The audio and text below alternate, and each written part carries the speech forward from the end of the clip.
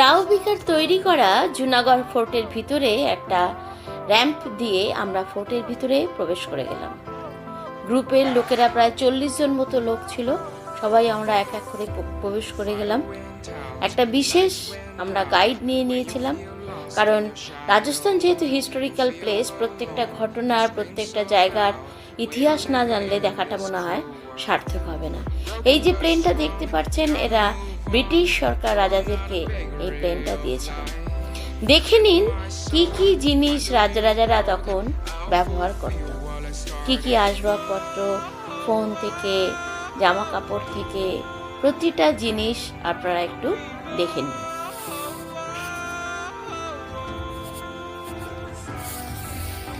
সোনার দোল্লা, পালকি, প্লেন, আসবাবপত্র, সমস্ত রকমের জিনিস খুব সুসজ্জিত ছিল।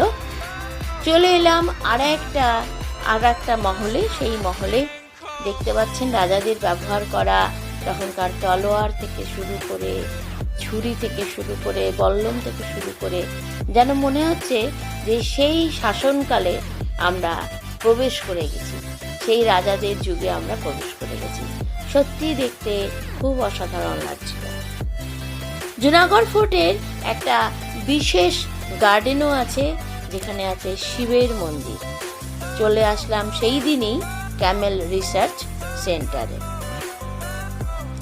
প্রতিটা জিনিসের ঘটনা, প্রত্যেকটা জিনিসে দেখতে পাচ্ছেন এটা একটা রূপোর দরজা।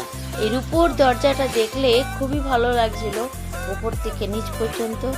এটা হচ্ছে একটা বিশেষ মহল, যেখানে রাজারা বসতেন সিংহাসনে, এবং পাশেই নিচে সবাই নাচ গান করত।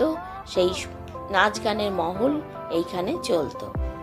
খুবই সুন্দর, খুবই সুসজ্জিত। এবং সেই দিনই চলে আসলাম আমরা ক্যামেল রিসার্চ সেন্টারে। ক্যামেল রিসার্চ সেন্টারে দেখুন, ক্যামেলের প্রোডাক্ট দিয়ে প্রত্যেকটা দাঁতের, ক্যামেলের দাঁত থেকে শুরু করে, ক্যামেলের চামড়া থেকে শুরু করে প্রত্যেকটা জিনিস খুব সুন্দর করে বানানো ছিল এবং মিউজিয়ামে সুরক্ষিত ছিল।